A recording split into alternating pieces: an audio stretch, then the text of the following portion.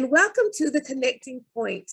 I am Dr. Marcy, your facilitator for this discussion today. This is the place where creators connect to inspire, share their ideas and stories, to transform the world through raw and unedited talk. And today, hey, I'm here with my sister, yes,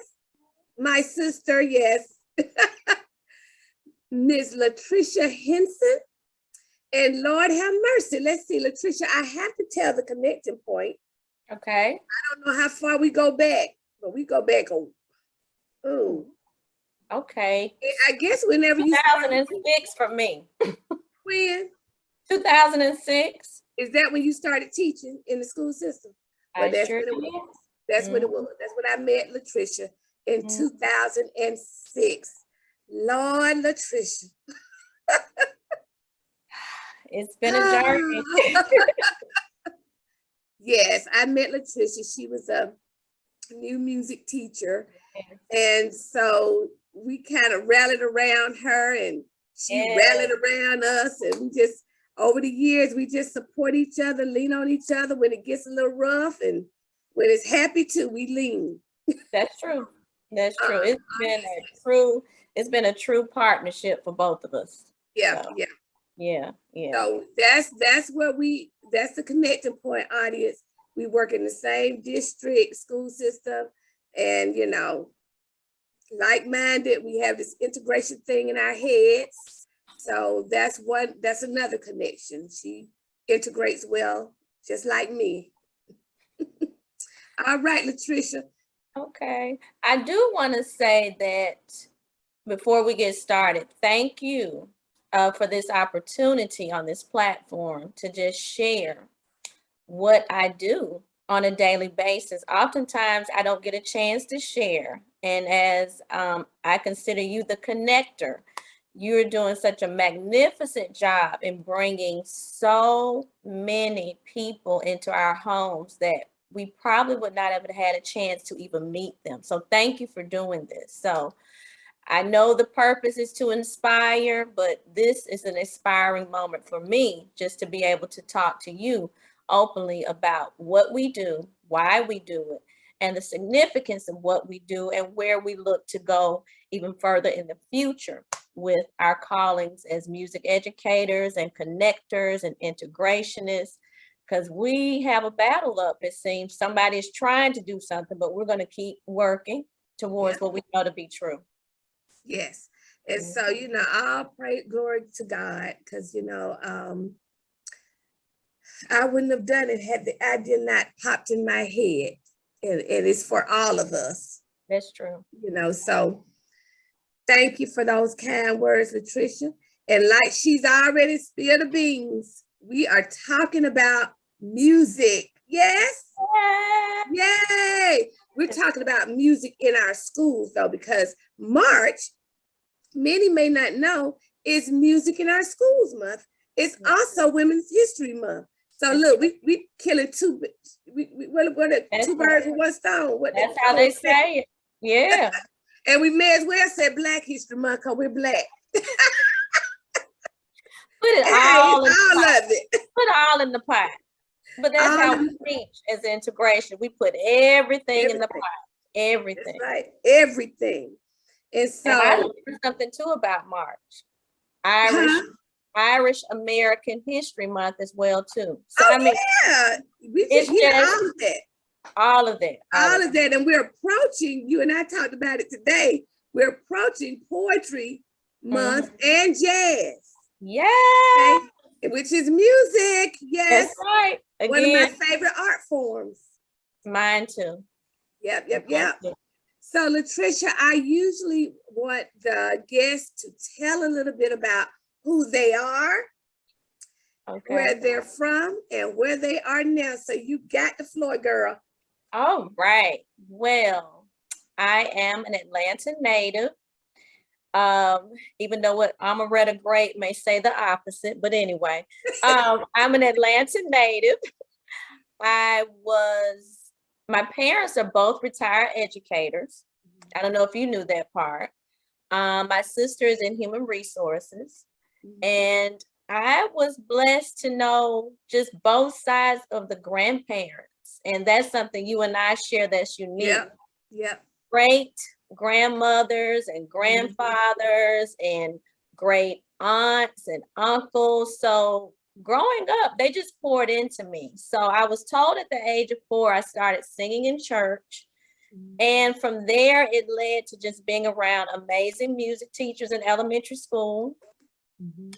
What I went to was junior high, had a great, influential music teacher there. Mike Duro was one. And then I went to Avondale School of the Arts for high school. And from there, it was just a new experience. I was taking voice lessons at school. Mhm. Studied with Mary Powers, and Dick Lightgill was the magnet director, Mhm. doing Broadway shows. Even some of my high school classmates have been, Oscar recipients, or Mhm. on Queen Sugar and other shows that I watch now, and I can say I know them. But the experience at Avondale propelled me to know that the arts was something that I had to do. My mom saw it early, Mhm. and my parents encouraged it too. They always, it's ballet, gymnastics, what you want to do. I probably could have taken piano if I had really pushed it, but singing was natural and fun. And then I had all these great church musicians at my home church. Then on my dad's side of the family, they're singing. I have an aunt that plays the piano. So music has just been a part, just been a part. So, family gatherings. What do we do? Yeah. We would sing, we fellowship, and we talk about God. So all of those things just played a role in me understanding that the song in me is a gift. Yeah. So from there, after high school, and I know like you, we had options. We could have gone to other places, but we chose to stay in state. For many reasons. For me, that was my choice to stay in state. So I stayed in state, went to Spelman, and stumbled upon the music department. And I say that because in my mind, I was going to do political science. I don't know if you even knew this part. I'm supposed to do No. political science, and stuck with this the whole time. Course, freshman year, stumbled into the music department, met Dr. Joyce Johnson, the organist, Yes. and others, and they said, "You're supposed to do music." And I just kept saying, okay, I knew that was something I should do. And it was just in my mindset, I have to do this, because I couldn't understand how could I do music, because everyone else in my family was doing, educator, or I never even thought about music education. I didn't think about it that way, but educator, or they had great jobs in offices or government jobs. So I just thought, okay, how do I, what else can I do? So long story short, eventually graduated from Spelman with political science, a minor in music and secondary education. And I said, after that, I was like, well, now I wanted to go back and get the music because I wanted to do it. Mhm. I went to Clayton State, a Spivey scholar, Mhm. participated. I have 2 bachelors. Mhm. Did that. Spent a year in California Institute of the Arts, Mhm. studied music, homesick. And this is for those of you that say, I'm glad I tried something, because my parents always told me, try it. You don't know until you try it. So I went out there, was homesick, but I did well with my grades, which was best because, the fire, you was like, I got to make good grades still. Learned about Bach, world music. I mean, from professors from all over the world, from Africa, who would actually take students to their villages in Africa for the summer. It's a Walt Disney School. Came back home, had the epiphany. What are you going to do with all of this? I'm going to teach music. This is at a time when Georgia was saying, we're getting away with the arts. Yeah. This is like 2005, and it seemed like it was crazy for anybody to say, I that you're remember. going to, I mean, every metro county, it was the craziest thing. So a good friend of mine who has served as chair at Spelman, Dr. Paula Grissom Broughton, she said, I'm going to help you. So she was telling me the steps. And this for those who maybe don't know, if you have a degree, you have to pass a certification test in the content area, which is music. At the time, that was the praxis. And then eventually I rolled into what's now the GACE. So I passed the first part of the praxis and I applied for the Atlanta public school system, because that's where I knew I was supposed to be. Prior to that, I had done student teaching in the social studies at Douglas High School. I don't think you knew that. Well, I didn't know that. I did student teaching on the high school level. What's the famous football player? I think it's Jamal Anderson was there as a student. Real, you know, it was just an amazing time. Douglas High School at that time treated me so much like family. And they wanted me to stay in social studies, but I kept saying the music was pulling me. Nancy Bishop. Nancy Bishop, honey. Okay, One she of was the best, baby. So yes. This is how much Douglas loved me at that time. I know I'm jumping around stories. It's okay. Marcy gave me the floor, so she'll I did. You got it. Right. So Nancy Bishop was there. I would go down, sneak down after I'm finished with my classes. My supervising teacher was Bernice Tuggle. Amazing woman. And she knew music was in me. She knew it was there too. But she would let me go talk to Miss Bishop.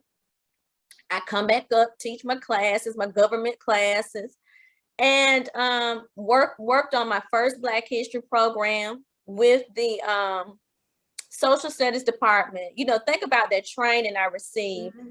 All of these amazing, and at that time, Douglas had so many who's teachers. Yes, and I'm just like, I could go from classroom to classroom and pick up. I was in that cluster. I was teaching in that cluster. Right. So it was just an amazing time for me. And so from that, I knew I had it in me to teach. And then, you know, I got the pedigree with my mom and dad, and then other trailblazing family members who have, you know, taught before, you know, during segregation time and having to go through what they did. I knew I could do it. So as Dr. Grissom told me, she said, you know, take these tests. So I started out, I took one, and then I passed it. So, you know, that gave me confidence. And from there, Marcy, I went on an interview and I told Miss Terry, our fine arts coordinator. We love, Lord, I love.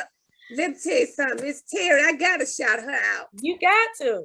Because Miss Terry now, see, I'm way before Letricia. So I'm older than her, so I'm just gonna go ahead and throw it out there. When you were talking about tests, I said, Lord, it was called a TCT when I took it. But that's okay, because you look, when it's your time to take it, and you know what I'm saying, that's what it's called, and that's what you do. Keep going. But I remember coming in, and I'm making a point of this because this is so important and it's missing. When I came in as a brand new teacher, I was not by myself. I had so many mentors. Oh my goodness. And when you said something about how your supervising teacher said, go on to the music room and do what you got to do. Well, that's the kind of environment we were in Atlanta Public Schools. Yes. You know, I even remember Dr. Betty Blassingame. She took me under her wing. She was the principal at Whiteford Elementary School. And I started off, many people don't know this, I was a paraprofessional. I didn't know that. No, that's why I understand all the roles. Yeah. And you can't make one look bigger than the other. Now, I'm just gonna put that in there. Thank you. You're a body. The head and everything flows together. We work together, and that's right. When I was student teaching at Whiteford, she allowed me to come and be a para there. And she would tell me, go on down in that music room. You know you want to be in that music room. Right. And that's the kind of, you know what I'm saying? Those are the kind of leaders we had then but they saw what was in you. Yes. And say, go on down in that music room. And then one day she called me to her office and she said, listen, I love you, Marcy. You cannot stay here another year. Go take that test. I remember her saying, take the test for music. And I looked at her, she said, I'm not gonna let you come back here unless you take, you know. And I'm thinking, oh my God, but supported me to no end. And I also was under the leadership of Rosalind Lewis, the best. You understand? What just happened? What, did something happen with your Marcy? son? You hear me? Hello? Letricia? Okay. Can you hear me froze now? up. Yeah, it Oh, I'm froze sorry. up there. But Rosalind Lewis. Yes. Was my mentor teacher, one of the best. Yes. Urban harp ensemble. Yes. But that is even before the harp ensemble. Right. But I'm saying that name because that carries a lot of weight in music here in Atlanta and around the world with what has happened with a music teacher in the Atlanta public schools having this vision, which inspires all of us to have bigger and greater visions because we see what that has done. But I'm laying a foundation here in this conversation because I'm kind of leaning toward what I'm getting ready to say. But Rosalind Lewis,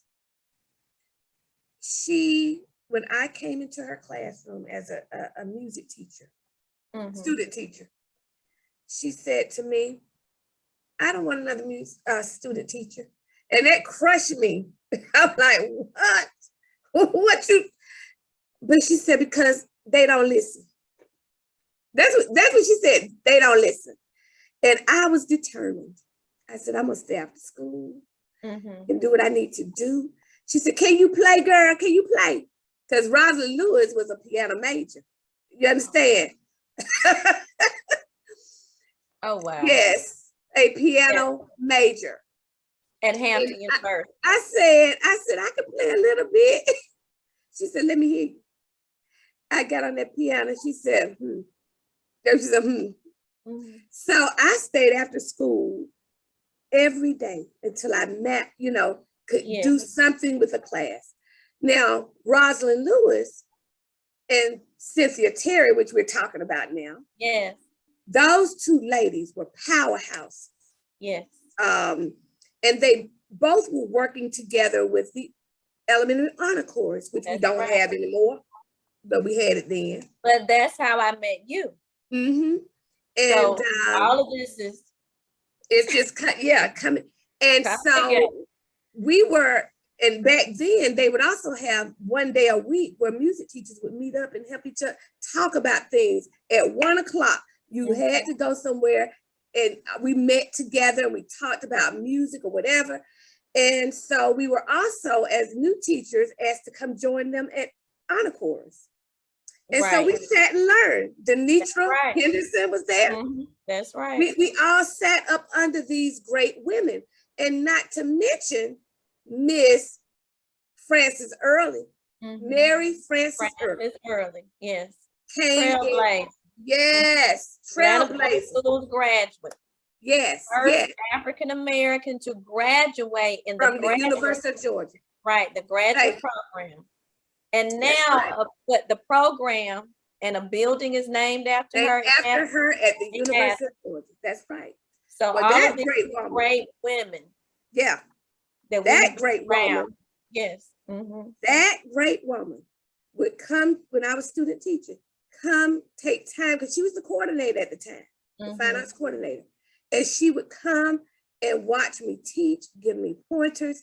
I'm just showing you all these mentors that, and they did really, you didn't have to ask them to do. No. They just said, here's one of ours. We're gonna rally around her or him, and we're gonna help them be the best music educator that they can be. Well, that's how, I just wanted to say, finish your thought, because I want to say this part. Finish what you were saying. But I'm saying all that to say that's missing. We don't have that anymore like we used to. And so, you know, for whatever reasons, but we were trained by some of the greatest music educators ever. And so I just, you know, those who are new music teachers or whatever, find a mentor. True. Find a mentor that can help you along and has the time. And that's another thing. They not, you know, the time factor, but we had it. And there was no virtual back then. No. I was gonna say that's the part that was interesting. Again, that friend that said, talk to her, let her know your intentions. I did an interview. Talk to Miss Terry.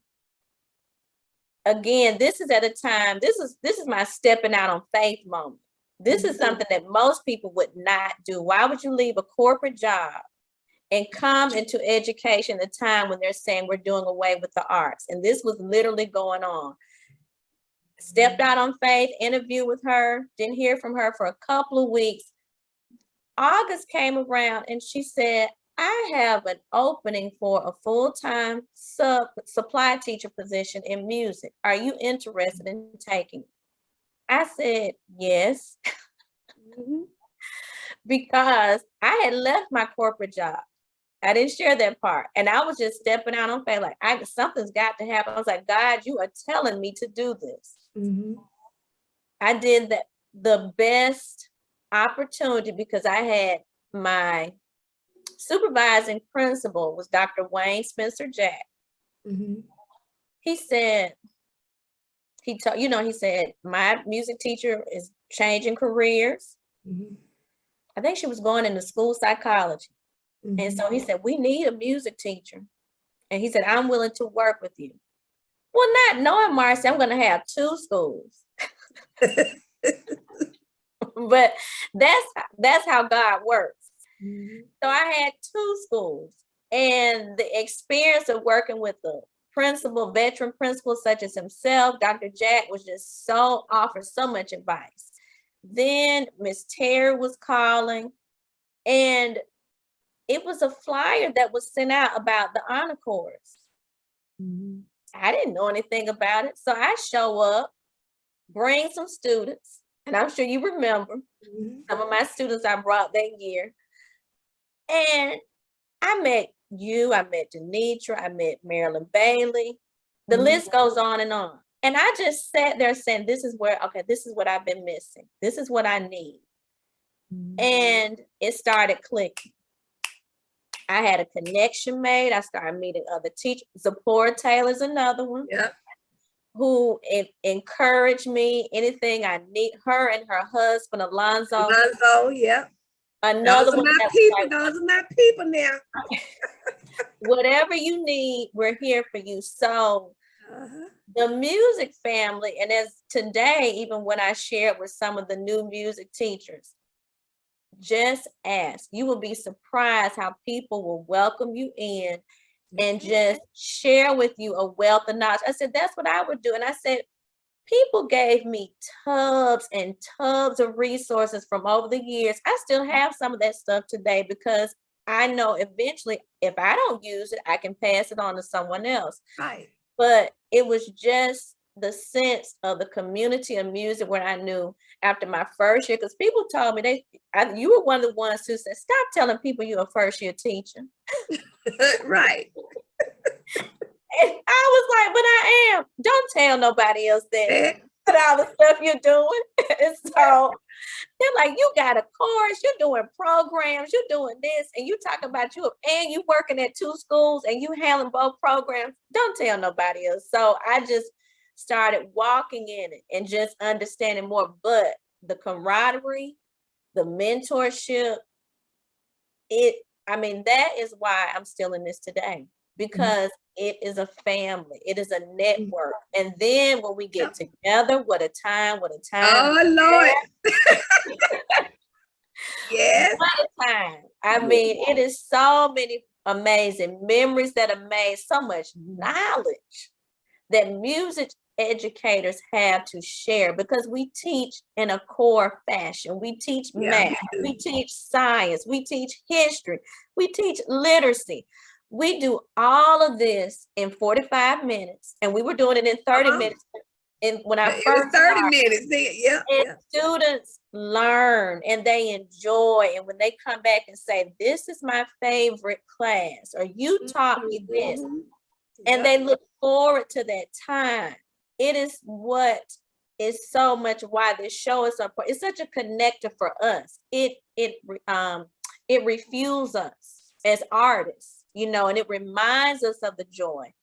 And it just inspires us to inspire this next generation, because we see that they need the light and we want to pull it out of them. I mean, I love watching your videos.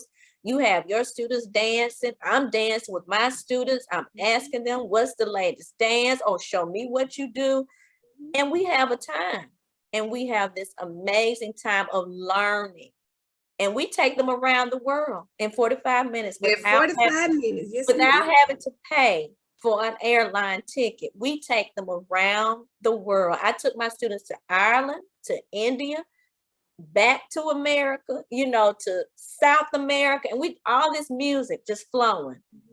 And the students are saying, oh, I hear the sitar in this. Oh, I hear this in the Celtic music. I didn't think about that could go together. Yes, it can go together. We don't have to make it separate, because that's the part about music being the universal language. Yeah, and you know, I recently here, well, it started during the holiday right before winter break. I said, you know, I'm gonna put some music out in the lobby. And matter of fact, one of my principals at the beginning of the year, he said, you know what I want?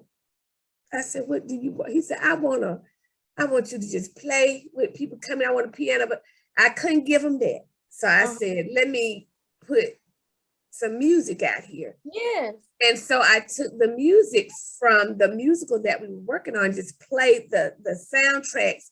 Yes. And I said, oh, they really like that. But then after the holidays, I didn't do it anymore. And so then our counselor, she wanted to start that again by putting on some music that she selected. So we recently started doing that again. And one day I asked a class of children, what do you like about music being played as you enter the building in the morning?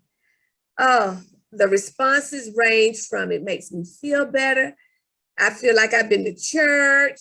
It makes me happy when I'm saying it's on YouTube. You can go look at it. The children, you can go look at it. It's music with Dr. Marcy on YouTube. But when they started talking about that, I said, this music really is doing a lot for these children just to come in the building, hearing it every morning, lifting their spirits every morning.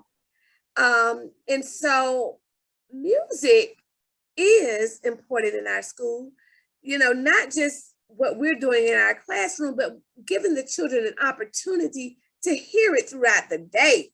True. You know, music is has a healing quality. Well, music feeds the soul. Music is medicine.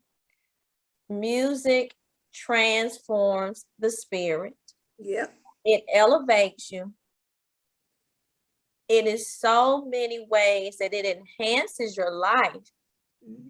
And we just need as advocates, what we are, appreciate it more and allow it more to do what its purpose is, being the medicine, being the healer. And it would actually be such a calming agent for so many people. And we would have different people walking around this earth who probably would have a different countenance. They would have more, I want to say, feelings for being in touch with that personal side of themselves, to understand it's okay to cry if this song makes me feel this way. It's okay to just get happy because this makes me feel this way.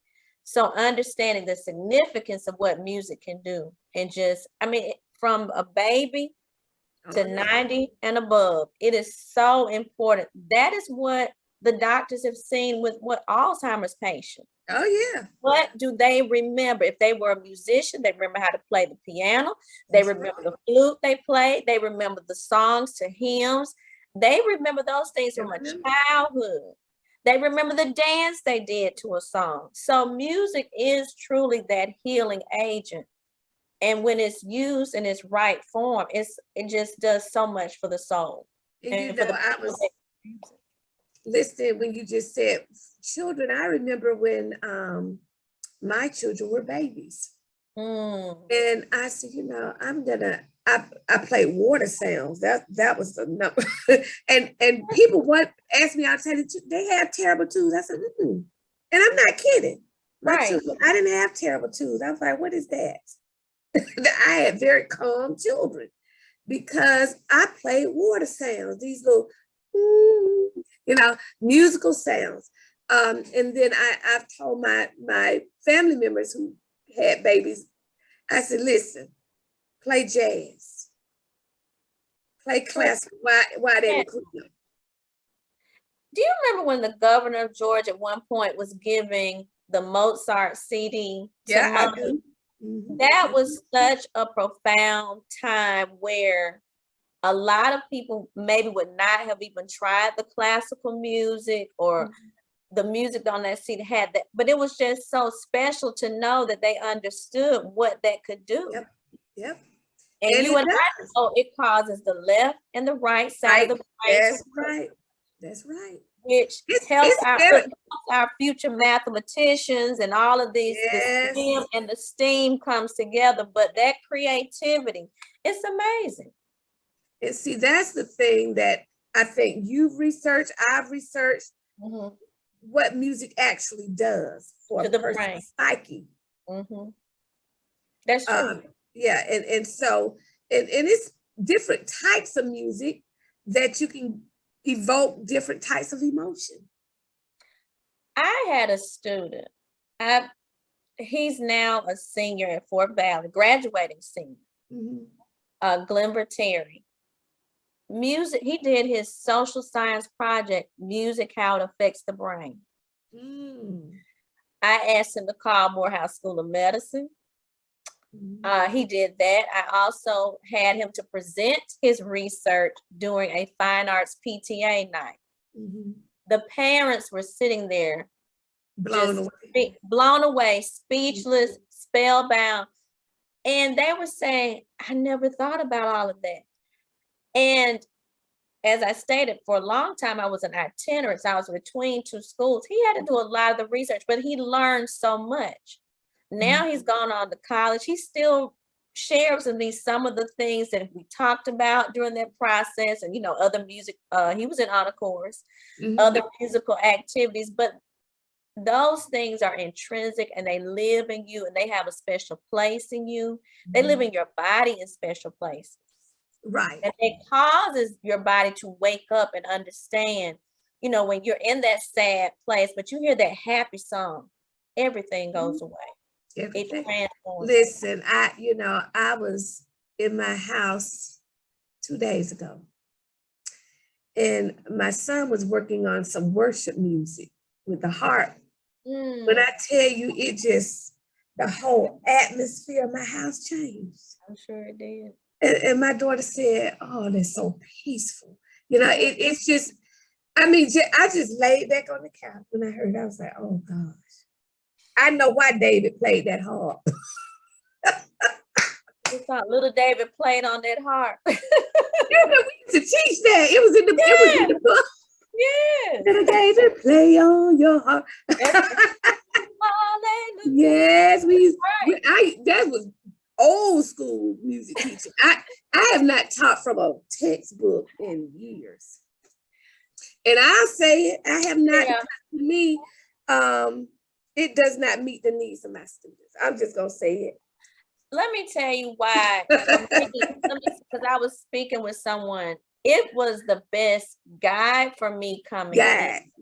because I learned so much from that curriculum. And Mhm. that part I'm able to pass on and share. So for those who don't have the background, it's They good. need the book. Yeah, they need the book. But then you know what we do? We build our curriculum. And that's the part about it for me. It's a great guide. I'm partial, but the book that we had when I started, it just helped me to understand, oh, I can do a song about recycling. Okay, well, I see the song they wrote, but let my students make up a recycling song. Okay, you can do a song, you can do it in a rap style. Right. Better yet, okay, take it from there. And it had everything in place for me to just give them that opportunity to see what music could do in learning, and we've had so much of a professional training, professional learning classes with arts integration and you know, reading music, we'll understand about literacy and music.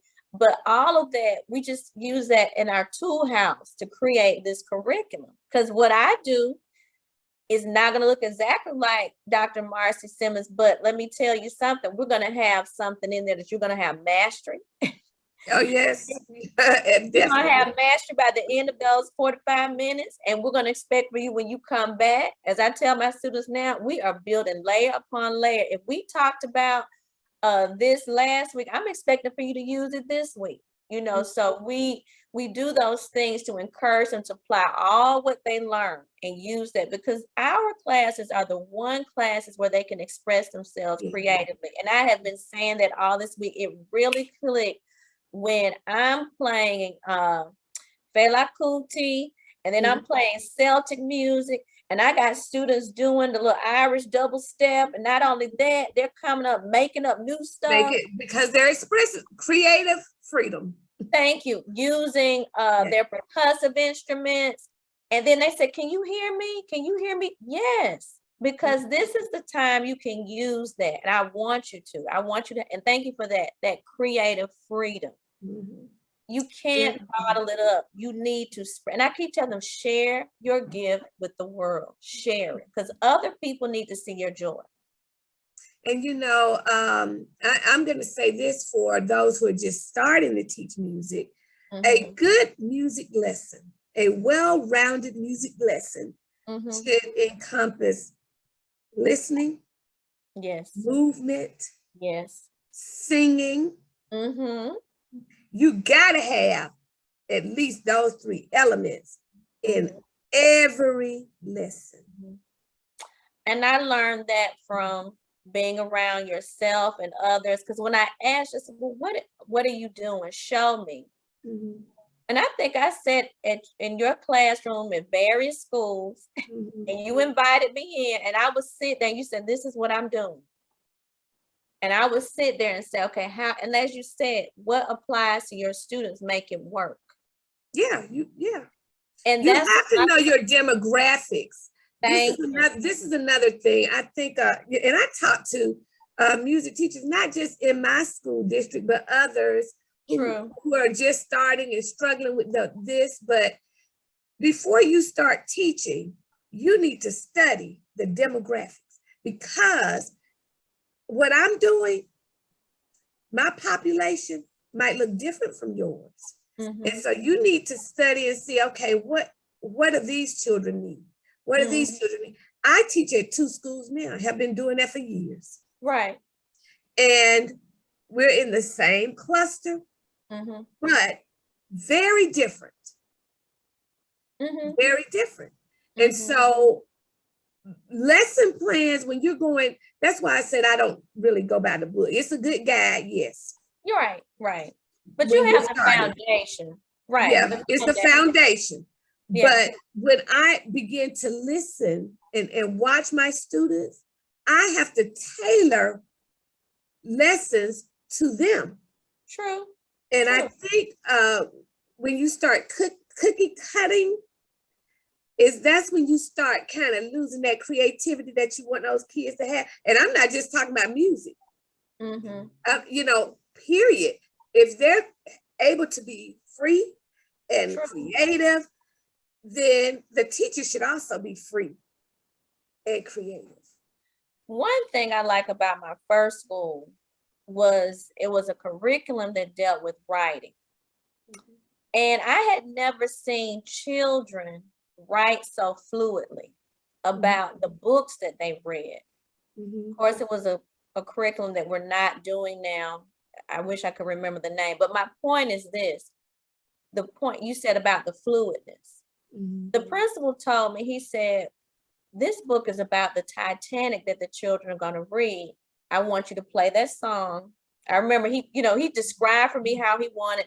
We set it up in the band room and had the music going. He read the story. The children were transformed and they were free. And Dr. Simmons, they went back and wrote. And it was the most beautiful writing from 4th and 5th grade students. They were free to express themselves about the Titanic in such a way, and the passengers and the questions. And I'm sitting there going, oh my gosh. You know, those are the aha moments for education when you're saying all of us work together, because he included me into integrating. You know, the music from the movie, and then say, I want you to, do your own research, which I love doing, because we talked about that today in one of our sessions. Doing the research is what's the fun part, because when you bring that to the children, they light up and they want to know more. And then as we do, okay, you go and continue to study some more, go beyond what I just did. So that everybody has an investment. Everybody, the teacher, and the student, and the regular classroom teachers. Last week I was teaching, I'm teaching a unit on patterns right now. And first grade teacher walked in at the tail end of my lesson and she said, oh my gosh, thank you, because I haven't had a chance to teach it like I really want to. And you helping me with, I said, yeah, that's what integrationists do. Yes. Because the language, many people don't know what an integrationist is. When I say no, I'm a music integrationist. Matter of fact, I'm not music, I'm an integrationist, period. Music just happens to be something, a tool that I use when I'm integrating. Yeah. But integrators, they connect.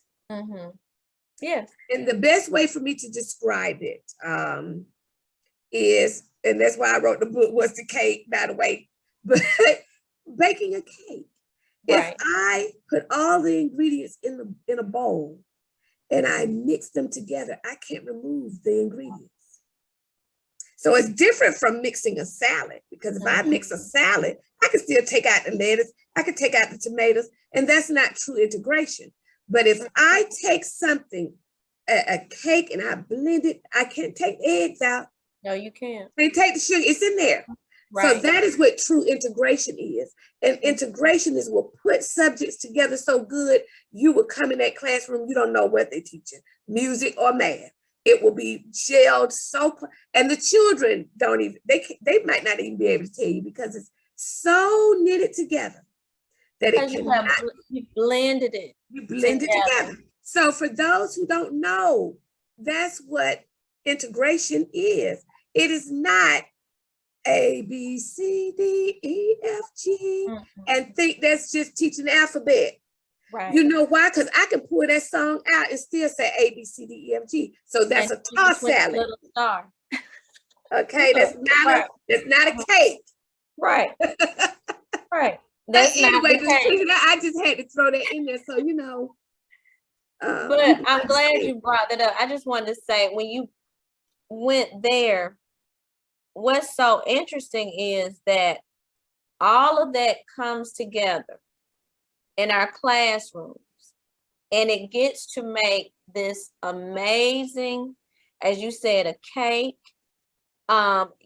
These compositions that are coming from our students, it does wonders for them to have this experience. And it's something that they carry with them throughout the week. Right. And they share it with you when they come back. They want that same feeling. They want it even greater now, because when they get those connections, I think our kindergartners are working on the continents. So I've been doing a continent song.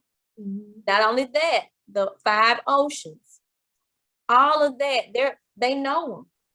Then they have a better understanding. And they won't forget them. And they won't. They won't. So the things that we're able to connect and bring together, even in our subject with our time, it does a lot for them. Because some of them maybe would not even want to learn the continents, but now they have this song that gives them facts about it. Mhm. So it makes it more interesting. Because when you talk about Africa, you're talking about the Nile River, the longest river in the world. That's something significant. When you talk about Australia, one of the smallest continents, but has all these islands around it, that's significant. And they remember that.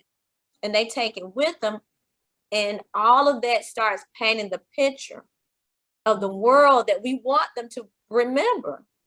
Yes. You know, that we want them to remember and think about. And music is everywhere. It is. You know, we say music is the universal language. It truly is. It is. It is everywhere. Just take a moment of silence, audience, and think about that. Letricia. I'm laughing because I think about my world travels and that experience of going to Paris and going to Italy and singing songs in those places. And I could not, I wasn't able to speak their language well, but they knew what I was singing about. Yeah.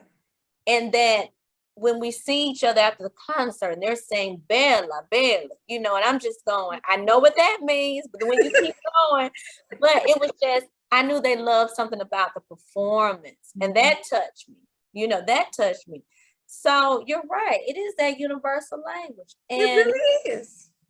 What better time to talk about it than the month of March? That's right. To bring it on home.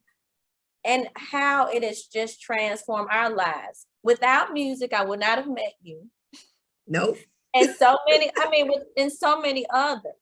And it has been such a major vehicle that, at times you have to just sit back and say, where would I be? What would I do? Because it's something that you do so often and you want to share it in its right form. You want it to be the authentic music that that it can be transforming. You don't want it to be, you want it to be right because you understand the significance of the gifting in it. Yes. So, you know that if I'm given the opportunity and because of the pandemic, Dr. Simmons and I, we had to shift. We had to pivot.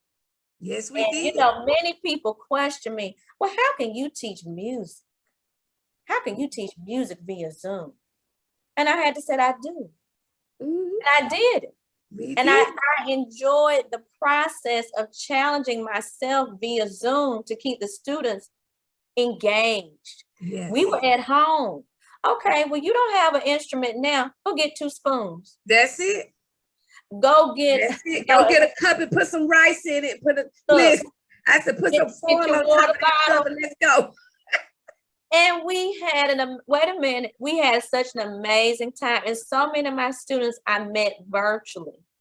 And then when I saw them face to face, I said, I met you virtually, but look at us now. And we had a connection. And, there were a lot that questioned it. Well, you can't. Well, I did programs virtually. You know that you did it too.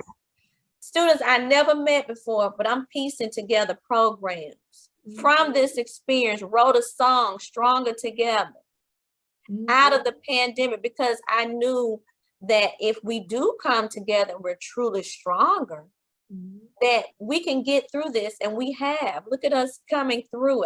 We still need to stay protecting ourselves and do what we know to do is right. But the fact that coming together, it meant so much to me. And now I see this theme everywhere, stronger together, stronger together. So it's just amazing in how music is that inspiration. And listen, on that note, you just gonna have to sing one line of Stronger Together. Look, be ye always ready. Now don't even you said Like, okay, ma'am. She wasn't expecting that, y'all, but It wasn't. I'm like, I would you're have always ready. Right. Okay. Stronger together, we are one. Stronger together, we are one. It makes no difference where we are from if we all just believe and know who we are. We are stronger together. Amen. We are stronger together. Amen. Tell them where they can find that. Letricia, she wrote that, y'all. Yes, I did. It is on Apple Music, Stronger Together, and also Spotify. Trish Henson. You will see it. That is true. Thank Spell you. it out, Letricia. You know, some people got Harisa. Henson. Henson. Yes. go and check that out, y'all. Stronger together. Yes. Thank you, sis. Letricia, I am so glad we had this conversation. You know, you and I can go on and on and on and on. When we talking about music. I hope they got something out of it. I think so. I think so. And also make sure you support your music programs at your school. Yes. And the music faculty at your school. Yes. Financially as well. Volunteer. Yes, volunteer. And I think music teachers will be one that will say yes. Mm-hmm. I would love for you to come and volunteer. And we always need extra hands. Yes. Yes. These two do a lot, but when we have 2 more, 4, 6, 8, 10 that come, it's a lot that happens in that classroom we could use to help. Yes. Please, as you said, please support your local music teachers in the schools, those that teach privately, those also that are teaching and supporting community programs, because they are helping us to transform the next set of musicians. Yes. Please remember that. And the names that we've listed on this program are one of the reasons why we've maintained what we're doing, but we do want to do even more for the community here in Atlanta with music. So just know we mentioned Urban Heart Ensemble. There are others that grew out of music teachers' experience. Atlanta Music Project is another one. And there are some of us. Foundation. Yes, integrative arts. Yes, Look, musical creations. Look, musical keynotes. I do vocal coaching. She has a business musical keynote. I have integrative arts creations. So there are so many ways you can help preserve music in our world. Yes. And Letricia, I'm glad you did this. Thank you, Letricia, again for having this conversation. And can you drop an email or something where people can contact you if they want to sign their children up for voice lessons? Oh, yes. So musicalkeynotes@gmail.com. musicalkeynotes@gmail.com. That is something I'm very passionate about. And if you are interested in taking your son or daughter to the next level, or your ensemble that you have, I will definitely do my best in helping you. And I've been doing it virtually, as well as, now we'll think about it. But I've been doing a lot of things. You'd be surprised, preparing them for auditions. There's a lot going on in Atlanta. I want to get even more involved, but I've been preparing some students for their auditions virtually, and we've had a great time, and parents have been pleased because they're doing well. So thank you for that. Yes. And like I say every week, if you would like to join the Connecting Point with Dr. Marcy and come and inspire somebody with your stories or your what you're doing in the world, please reach out to me at drmarcyts@gmail.com. Shoot me an email. You can look it up you can Google it, Dr. Marcy Connections. And We also have a group, Connecting Point for Creators group, of which Letricia is a creator in the group as well. If you'd like to join a bunch of just on fire creators of all kind, okay, all kind, do hair, nails, dance, sing, cook, whatever. Visual arts, whatever.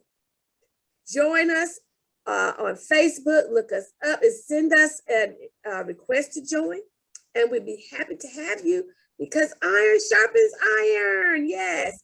And this show airs on Tuesday nights on YouTube and Instagram TV. And now you can get it on Wednesdays on KBCN TV, Spotify, and Anchor. So you have no excuse. All we want you to do is when you're on Facebook, watch it and like it. If you're on YouTube, watch, like, click, share, and subscribe. That's right. All of that. But just share it so other people can hear what these wonderful creators are doing. This is to inspire. That's true. All right. And until we get this moment again, peace and blessings. Thank you again, Letricia. Bye-bye. Bye-bye.